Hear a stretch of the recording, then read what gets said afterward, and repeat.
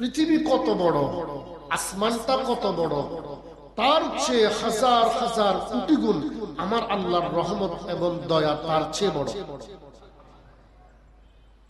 আল্লাহ পাক আমাদের সকলকে বুঝার এবং মানার আমল করার তৌফিক দান করুক, পড়ি আমিন।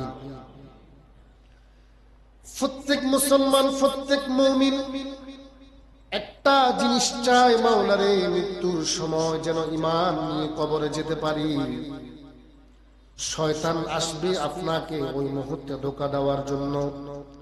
এই কথাটা আমি আর অনেকবার বলেছি। মুমূর্ষ রোগীর সামনে মৃত যে মানুষটা বিছানায় শুয়ে গেছে, ওই মুহূর্তে তাকে কালিমায়ে তাইয়্যিবা পড়ার জন্য বলবেন না, কেউ বলবেন না, আপনি বলবেন পড়ো পড়ো পড়ো। শয়তান বলবে পড়িও না পড়িও না পড়িও না। এবার মানুষটা দ্বিধা দ্বন্দ্বের মধ্যে পড়ে যাবে, সে কি পড়বে নাকি না পড়বে। এবার ওই মুহূর্তে বেঈমান হয়ে কবরে যাওয়ার আশঙ্কা থেকে যাবে। এজন্য কেউ বলেও কখনো মনুষ্য ব্যক্তির সামনে কালিমায়ে তাইয়্যিবা পড়ার জন্য বলবেন না, শুধু তার সামনে পড়তেই থাকবেন, পড়তেই থাকবেন। আর যদি সন্তান অথবা আত্মীয় স্বজন মেয়েরা যদি কোরআনে কারীম যদি সহিহ শুদ্ধভাবে তিলাওয়াত জানে, যদি সূরা ইয়াসিন শরীফ তিলাওয়াত করে, আমার নবী বলেন একেবারে কম কষ্টের মাধ্যমে আমার ওই উম্মতটা ঈমান নিয়ে কবরে যাবে। তাহলে কিছু মানুষের দায়িত্ব হবে তার সামনে বসে শুধু কালিমায়ে তাইয়্যিবা তিলাওয়াত করা, আর কিছু মানুষের দায়িত্ব হবে সন্তান হোক আত্মীয় স্বজন হোক শুধু বসে তার সামনে সহিহ শুদ্ধভাবে সূরা ইয়াসিন শরীফ তিলাওয়াত করা। যে ব্যক্তি শুদ্ধভাবে তিলাওয়াত জানে না, সে কিন্তু ভুলেও তার সামনে পড়বেন না, কারণ আপনি ভুল তেলাওয়াত করার কারণে তার আরো কষ্ট হবে, নাজাত তো দূরের কথা। এজন্য ভুল তেলাওয়াত করলে কোরআন তাকে লানত করে, অভিশাপ দেয়। আর সহিহ শুদ্ধভাবে কোরআন তিলাওয়াত করলে আল্লাহ পাক প্রত্যেকটা হরফের বিনিময়ে এক একটা নেকি দান করেন। আর নবীজি বলতেছেন এক একটা নেকি হলো 10 নেকির সমান। তো সহিহ শুদ্ধ করে কোরআন তিলাওয়াত করা একজন মুমিনের জন্য ফরজ। কথা বুঝতে পেরেছেন? আল্লাহ পাক আমাদের সকলকে সহিহ এবং শুদ্ধ করে কোরআন তিলাওয়াত করার তৌফিক দান করুক, আমিন। আওয়াজ কমে গেছে না? হ্যাঁ, মুআজ্জাজ মুহতারাম, তাহলে আমরা আল্লাহর কাছে প্রতিনিয়ত দোয়া করব, মাওলারে যখনই মৃত্যু দিবেন আমরা যেন ঈমান নিয়ে কবরে যেতে পারি। সুনানে আবি দাউদের হাদিস 3118 নম্বর হাদিস। আল্লাহর হাবিব বলেন, আন মুআয ইবনে জাবাল রাদিয়াল্লাহু তাআলা আনহু قال قال رسول الله صلى الله عليه وسلم من كان آخر كلامه لا إله إلا الله محمد رسول الله دخل الجنة। জোরে জোরে পড়ুন না সুবহানাল্লাহ। আল্লাহর হাবিব বলেন, যে ব্যক্তি মৃত্যুর সময় তার জবান দ্বারা লা ইলাহা ইল্লাল্লাহ মুহাম্মাদুর রাসূলুল্লাহ এই কালিমাটা নসিব হয়ে যাবে, আল্লাহর নবী বলেন দাখালাল জান্নাহ, আমার ওই উম্মতটা জান্নাতে চলে যাবে। তাহলে নবীজি হাদিসে পাকের মাধ্যমে বলেন, আমার যে উম্মতের শেষ কালে শেষ সময়ে তার জবান দ্বারা লা ইলাহা ইল্লাল্লাহ পূর্ণাঙ্গ কালিমা মুহাম্মাদুর রাসূলুল্লাহ সাল্লাল্লাহু আলাইহি ওয়াসাল্লাম এই কালিমা নসিব হয়ে যাবে, আল্লাহ পাক তাকে জান্নাত দিয়ে দিবেন। সুবহানাল্লাহ। এজন্য এই কালিমার প্রতি আমাদের মহব্বত থাকার দরকার আছে কি নাই? হাদিসে পাকে নবীজি বলতেছেন, আফদালু যিকরি লা ইলাহা ইল্লাল্লাহ, সবচাইতে উত্তম জিকির হলো লা ইলাহা ইল্লাল্লাহ। এই জিকিরের দ্বারা বান্দা নবীর উম্মতের ঈমান বেড়ে যায়। বলুন না সুবহানাল্লাহ। এজন্য হাদিসে পাকে নবীজি বলেছেন, মুসনাদ আহমদের হাদিস, وقال رسول الله صلى الله عليه وسلم جددوا إيمانكم يا رسول الله وكيف نجدد إيماننا أكثروا من قول لا إله إلا الله। হাদিসে পাকে নবীজি বলতেছেন, ও আমার উম্মতেরা, তোমরা তোমাদের ঈমানকে নবায়ন করো, ঈমানকে তোমরা নতুন করো।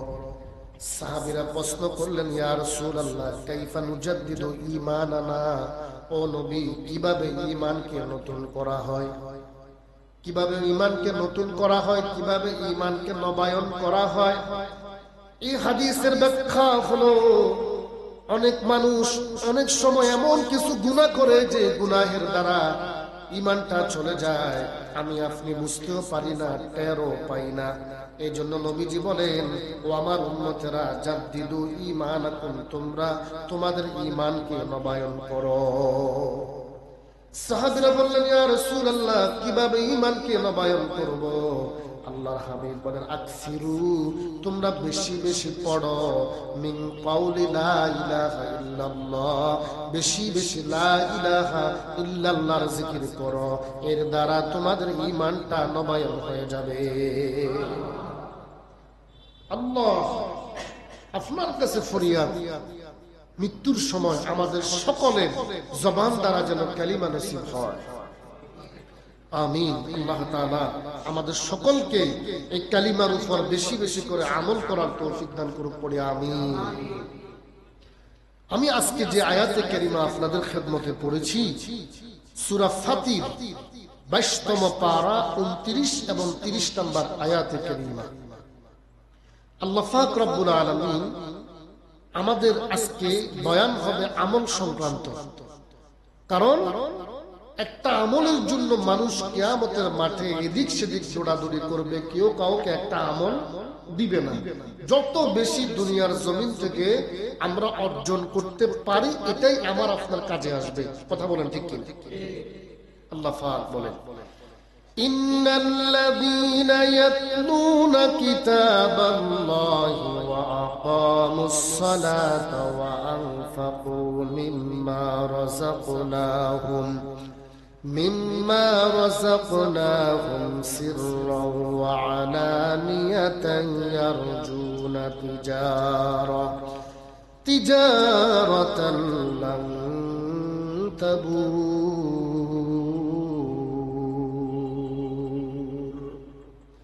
আল্লাহ পাক বলেন, নিশ্চয়ই যারা আমি আল্লাহর কিতাব তিলাওয়াত করে, একটু মনোযোগ, নিশ্চয়ই যারা আমি আল্লাহর কিতাব তিলাওয়াত করে, আল্লাহর কিতাব হলো পবিত্র কালামে হাকিম, আল্লাহর কোরআন তিলাওয়াত করে, ওয়া আকামাস সালাত, নামাজ প্রতিষ্ঠা করে, নামাজ কায়েম করে, ওয়া আনফাকু মিম্মা রাযাকনাকুম, আমি তাদেরকে যে রিজিক দিয়েছি, যে সম্পদ দিয়েছি, ওই সম্পদ থেকে আমি আল্লাহর রাস্তায় তারা দান করে, নিজেরাও খায়, আমি আল্লাহর রাস্তায় দান করে। কিভাবে?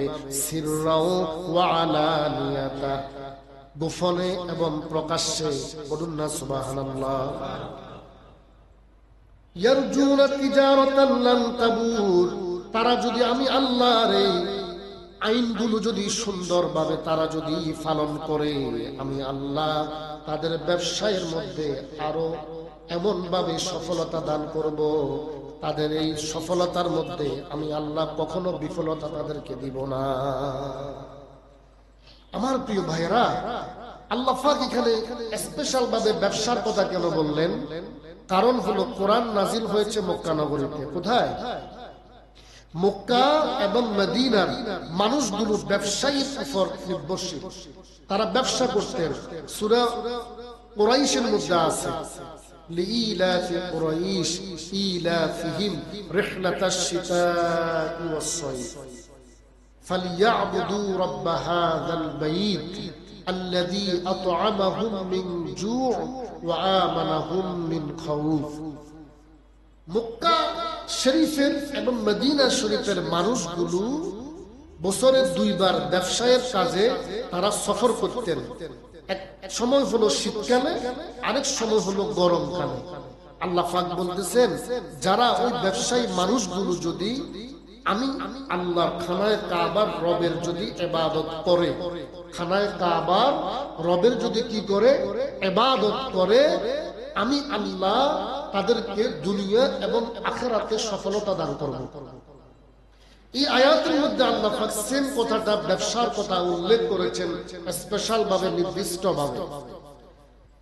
এক নম্বর হলো তারা যদি তাদের আমি আল্লাহর কিতাব তেলাওয়াত করে, জিবরাইল নবীজিকে বলতেছেন, হাবিব নিশ্চয়ই মানুষগুলো যদি আল্লাহর কিতাব তেলাওয়াত করে এবং নামাজ প্রতিষ্ঠা করে এবং আল্লাহ তাদেরকে যে রিজিক দিয়েছেন, সম্পদ দিয়েছেন, সেখান থেকে নিজেরা ভক্ষণ করে এবং আল্লাহর রাস্তায় গোপনে এবং প্রকাশ্যে দান করে, তাদের ব্যবসার মধ্যে আল্লাহ পাক এমন সফলতা দিবে, কখনো তাদের এই সফলতা বিফলতা হবে না।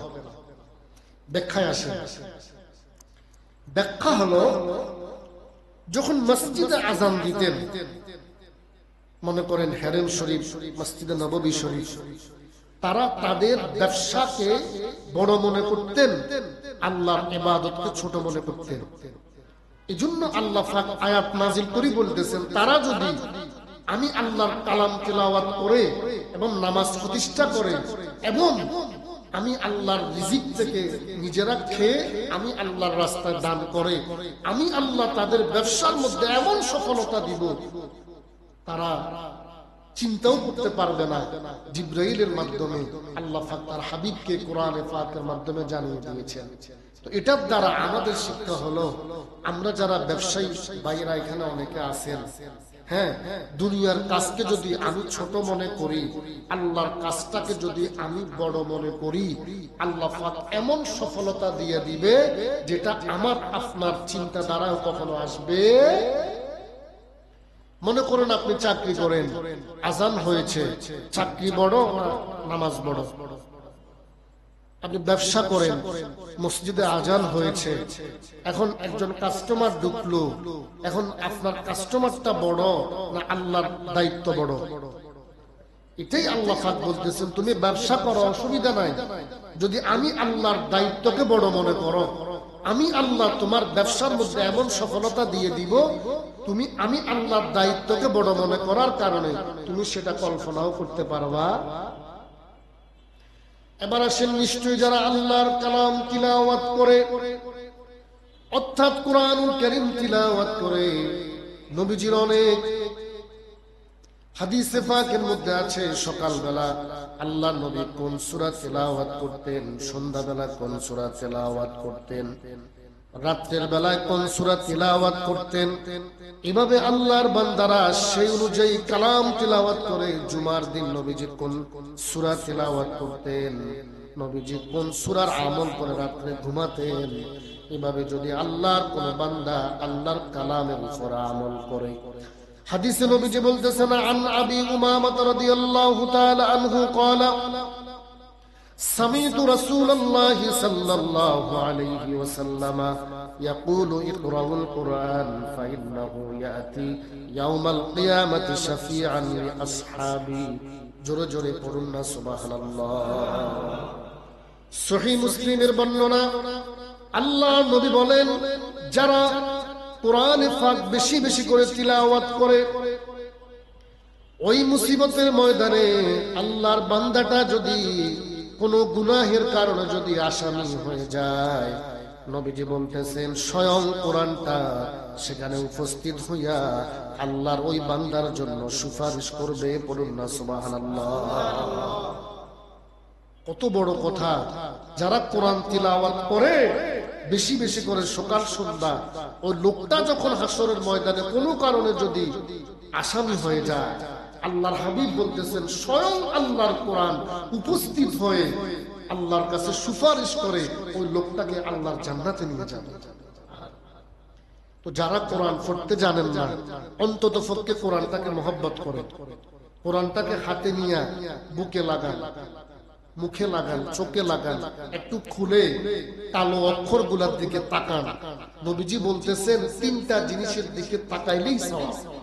এক নাম্বার খানায় কাবার দিকে, দুই নাম্বার আল্লাহর কোরআনের হরফের দিকে, তিন নাম্বার মা বাবার চেহারার দিকে। যতক্ষণ তাকাবেন ততক্ষণ সওয়াব। আল্লাহর কোরআনের দিকে যতক্ষণ তাকিয়ে থাকবেন চোখের জ্যোতি বেড়ে যাবে। চোখের জ্যোতি কখনো কমবে না, চোখের জ্যোতি কখনো কমবে না। আর মোবাইলের মধ্যে যতক্ষণ নিকৃষ্ট ছবি দেখবেন চোখের জ্যোতি কমবে আর ব্রেন নষ্ট হবে।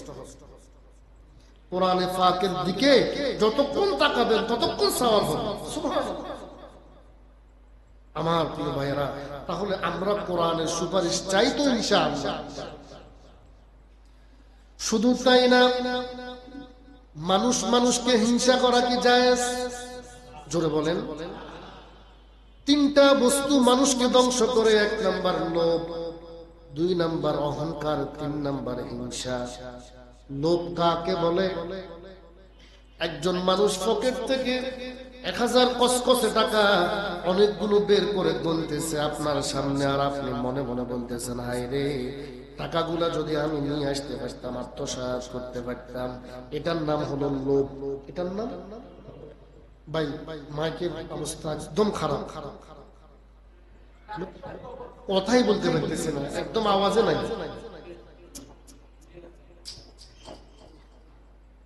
হ্যালো হ্যালো হ্যালো, কি বলছিলাম? লোভ। একজন মানুষ পকেট থেকে টাকা বের করতেছে আর গুনতেছে। আপনি যদি তখন লোভ করেন, হায় হায় টাকাগুলো যদি আমার হতো, আল্লাহর নবী বলেন তোমার ধ্বংসের একটা কারণ। ধ্বংসের, রাস্তা দিয়ে হাঁটতেছেন, 20 তলা বিল্ডিং, তাকাইলেন হায় হায় এরকম একটা বিল্ডিং যদি আমার হতো, লোভ করলেন। আল্লাহর নবী বলতেছেন বরবাদ, তোমার ধ্বংসের আরেকটা কারণ। কারণ নবীজি বলতেছেন আসমানের বিল্ডিং এর দিকে তাকাইও না উম্মত, মাটির দিকে তাকাও। কত বিল্ডিং ওয়ালা মানুষ মাটির সাথে নিষ্পেষিত হয়ে গেছে, কত বিল্ডিং এর মালিক মাটির সাথে মিশে গেছে। 10 তলা 20 তলা বিল্ডিং এর দিকে তাকাইও না, তুমি মাটির দিকে তাকাও, কবরের দিকে তাকাও। 2 নাম্বার অহংকার। কি বলেন না? আল্লাহর হাবিব বলেন যার দিলের মধ্যে সরিষার দানা পরিমাণ অহংকার থাকবে, নবীজি বলতেছেন তার কোনো আমল আল্লাহর দরবারে কবুল হবে না, কোনো আমল কবুল হবে না। ভাই একটা উদাহরণ দিলে বুঝতে পারবেন। অনেক সময় আমি নিজে যখন 2 হাত পকেটের মধ্যে দিয়ে হাঁটি না, মাঝে মধ্যে, সব সময় না, মাঝে মধ্যে হঠাৎ করে আমার মনের মধ্যে একটু রিয়া আসে, অহংকার আসে। ওই যে শয়তান কলবের মধ্যে ধাক্কা দিচ্ছে, তো তুমি কত বড় মসজিদের ইমাম, সাথে সাথে আমি হাতগুলো বের করে ফেলি। যে অহংকার, এটা কত খারাপ জিনিস জানেন? বংশের, শিক্ষা, শরীরের, হ্যাঁ আপনার টাকা পয়সা, তাকাব্বুরি, অহংকার যারা করে রব্বে কাবার শপথ, ওই লোকটা লাঞ্ছিত হওয়া ছাড়া তার মৃত্যু হবে না। লাঞ্ছিত হওয়া ছাড়া মৃত্যু হবে না। নবীজি বলতেছেন মান তাওয়াআদা লিল্লাহি রাফা'হু, আল্লাহর জন্য বিনয়ী হয়। এ ভাই রিকশাওয়ালাকে আমি ইমাম যদি সালাম দিই, আমার কি মর্যাদা কমে যাবে? একটা দিন মজুরকে যদি আমি সালাম দিই, মর্যাদা কমে যাবে না। আমি ইমাম, আমাকে দিবে, আমি কেন দিব? অহংকার, বরবাদ বরবাদ বরবাদ। নবীজির আদর্শ গ্রহণ করতে হবে। লাকাদ কানা লাকুম ফি রাসূলিল্লাহি উসওয়াতুন হাসানাহ। আমার নবীকে কোন সাহাবী আগে সালাম দিতে পারতেন না, আপনি কি নবীর চেয়ে বড়? এজন্য হিংসা, কাউকে হিংসা করা যাবে না। একটা মানুষকে যদি হিংসা করেন, লোকটার মর্যাদা আল্লাহ পাক বাড়াইয়া দিবে, আর আপনি দিন দিন ডাউন হবেন। দিন দিন কি হবেন? ডাউন হবেন। কাউকে হিংসা করা যাবে না। তবে হ্যাঁ, নবীজি বলতেছেন 2 ক্ষেত্রে হিংসা করা যায়। কয় ক্ষেত্রে? 2 ক্ষেত্রে হিংসা করা যায়। কোন কোন ক্ষেত্র? নবীজি বলতেছেন আন আব্দুল্লাহ ইবনে উমর রাদিয়াল্লাহু তাআলা আনহু আনিন নবী সাল্লাল্লাহু আলাইহি ওয়াসাল্লাম লা হাসাদা ইল্লা ফিতনাতাইন রাজুলুন আতাহুল্লাহুল কুরআন ফাহুয়া ইয়াকুমু বিহি আনা আল-লাইলি ওয়া না আন-নাহার ওয়া রাজুলুন আতাহুল্লাহু মালা ফাহুয়া ইউনফিকুহু আনা আল-লাইল ওয়া না আন-নাহার। সুবহানাল্লাহ। রাইসুল মুফাসসিরিন হযরত আব্দুল্লাহ ইবনে উমর হাদিসটা বর্ণনা করেন, বুখারী এবং মুসলিমের বর্ণনা, সনদ মতন সহিহ, কোনো দুর্বলতা নাই। নবীজি বলতেছেন দুই ক্ষেত্রে একজন মানুষ আরেকজন মানুষকে হিংসা করা জায়েজ আছে। তার মধ্যে এক নাম্বার হলো এমন ব্যক্তি যে কোরআন পড়ে, কোরআনের উপর আমল করে, কোরআন মুখস্থ করে, শুধু পড়ে না। আমার নবী বলতেছেন রাজুলুন আতাহুল্লাহুল কুরআন ফাহুয়া ইয়াকুমু বিহি আনা আল-লাইলি ওয়া না আন-নাহার। যে যুবক কোরআন পড়ে, কোরআন মুখস্থ করে, শুধু পড়ে না, দিনরাত যখনই সময় পায়, দিনরাত যখনই সময় পায় শুধু কোরআন তেলাওয়াত করে। এটা দেখিয়া আরেকজন যুবক যদি বলে হায় হায় আমি যদি তার মতো হতে পারতাম, হায় হায় আমি যদি তার মতো হতে পারতাম, এই হিংসা, এটা হলো কোরআনের ক্ষেত্রে, বলেন না সুবহানাল্লাহ। এই ক্ষেত্রে জায়েজ আছে, এই ক্ষেত্রে। আর ভাই কোরআন তেলাওয়াত যে কেমন জিনিস আপনি মরা ছাড়া বুঝতে পারবেন না, মরণ ছাড়া বুঝবেন। কবরে নেওয়ার দেরি আপনার মাথার পাশে কোরআনটা চলে যাবে। সুবহানাল্লাহ, সুবহানাল্লাহ। আর ভাই একজন আলেমকে তো মানুষ সম্মান করে না, তার কলবের মধ্যে যে কোরআন আছে মানুষ মূলত কোরআনটাকে সম্মান করে। ছোট্ট বাচ্চা আমি আমার দাদার বয়সী উস্তাদ জিরাকে দেখেন না কেন? কোরআনের বরকতে, কোরআনের বরকতে। এটা আমার বড়ত্ব না, আমার মহত্ব না, এটা কোরআনের মর্যাদা, এটা কোরআনের সম্মান। সুবহানাল্লাহ। দুই নাম্বার হলো নবীজি বলতেছেন ওয়ারাজুলুন আতাহুল্লাহু মালা ফাহুয়া ইউনফিকুহু আনা আল-লাইলি ওয়া না আন-নাহার। ওই যুবক, যে যুবক আল্লাহর রাস্তায় দিনরাত 24 ঘন্টা শুধু দান করে, ওই যুবক, যে যুবক দিনরাত সময় পাইলেই শুধু দান করে, সময় পাইলেই শুধু দান করে, মসজিদ মাদ্রাসা, গরিব অসহায়, একেবারে যার কর্ম করার মতো ক্ষমতা নাই, হ্যাঁ, একটা গরিবের বিয়েতে একটা আল্লাহওয়ালা বুজুর্গ ব্যক্তিকে শুধু দান করে, সময় পাইলে দান করে। আর আরেকজন যুবক এটা দেখি হিংসা করে, ঈর্ষা করে, হায় হায় আমিও যদি তার মতো হতে পারতাম। আমার নবী বলতেছেন এটা শরীয়তে জায়েজ। দুই ক্ষেত্রে তাহলে হিংসা করা একজন আরেকজনকে কি বলেন না ভাই, জায়েজ। এক ক্ষেত্র হলো কোরআনের কারীমের তিলাওয়াতের ক্ষেত্রে, আরেকটা ক্ষেত্র হলো দান সদকার ক্ষেত্রে। আল্লাহ পাক বুঝার তৌফিক দান করুন। এরপরে আল্লাহ পাক রব্বুল আলামিন সূরা ফাতিরের 30 নম্বর আয়াতের মধ্যে বলেন লিইউয়াফিয়াহুম উজুরাহুম ওয়া ইয়াজিদাহুম মিন ফাদলি ইন্নাহু গফুরুন শাকুর। তিনি তাদেরকে পূর্ণ প্রতিফল দান করেন এবং নিজ অনুগ্রহে তাদেরকে আরো বাড়িয়ে দেন। সুবহানাল্লাহ। যে আগে কথাটা বললাম, আপনি যদি আল্লাহর দ্বীনকে, আল্লাহর ইবাদতকে, আল্লাহর কাজকে বড় মনে করেন, ব্যবসাবাদ, আজান হয়েছে, তাহারাতের মাসালা আছে, দোকান বন্ধ। হযরত হাসান বসরির একজন মুরিদ, কোন বসরি জোরে বলেন, বলবো সময় তো শেষ। জি, হাসান বসরির একজন মুরিদ ব্যবসা করে, সকালবেলা দোকান খুললো, পাশে একজন ইহুদির দোকান, সকালবেলা থেকে ইহুদির দোকানে কাস্টমার অভাব নাই, মুমিন বান্দার দোকানে কোনো কাস্টমার নাই। হঠাৎ করে মসজিদে আজান হলো, ওই মুহূর্তে একজন ক্রেতা কেনার জন্য তার দোকানে ঢুকলেন। সে বললেন ভাই মাফ করো, আজান হয়েছে, আমি বিক্রি করতে পারবো না। অথচ সকাল থেকে একজন কাস্টমার তার দোকানে নাই। দোকান বন্ধ করে নামাজ পড়ে তিনি আবার দোকান খুললেন।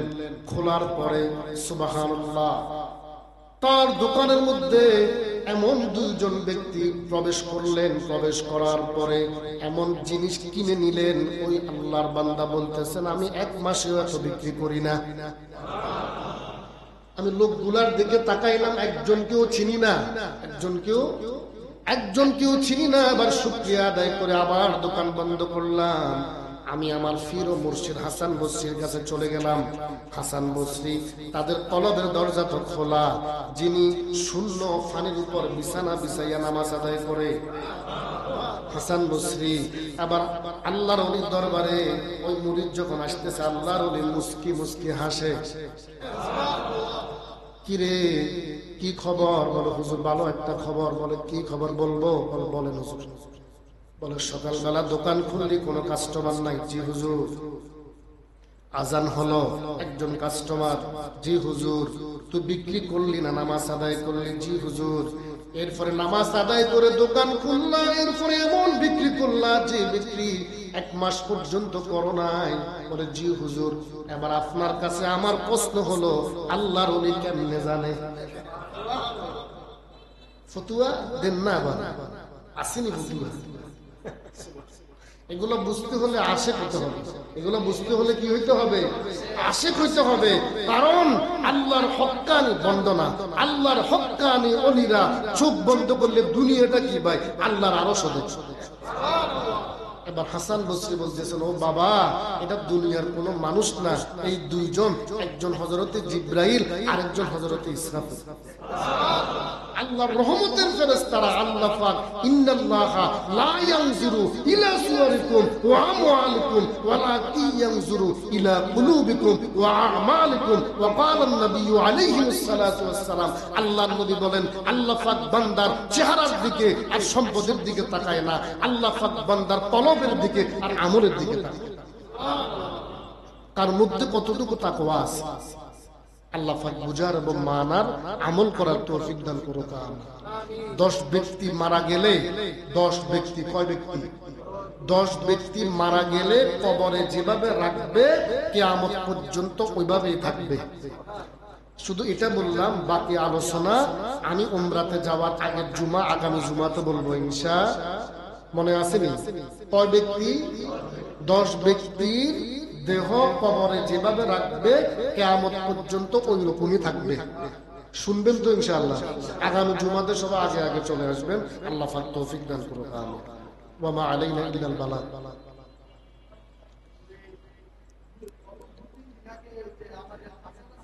জি জি।